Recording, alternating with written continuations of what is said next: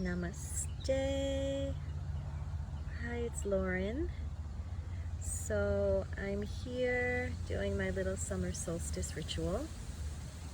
And if you'd like to make your own, super easy. Just find some yellow or white flowers. Create the pattern of the sun.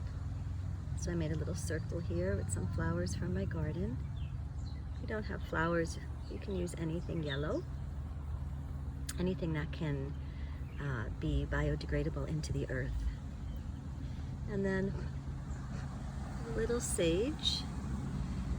So the summer solstice, as we know, is the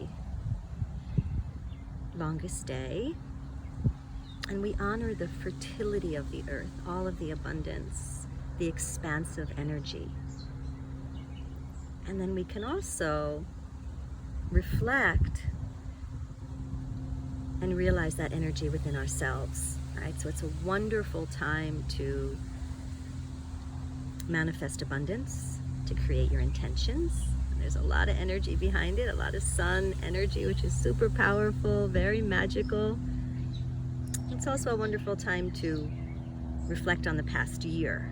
So you can think back, and if there's anything that you want to let go from the past 6 months, you can offer that into the fire, purify. And you can also look forward, calling in the light, right? And light's always there in the heart, that inner joy, that inner flame. And sometimes it gets dim. We can't control that, right? So here we can ask for that awakening to the sun of the suns, and the sun of the sun of the suns. So sending you all many blessings. Happy solstice. Have a beautiful day. Namaste. Lots of love.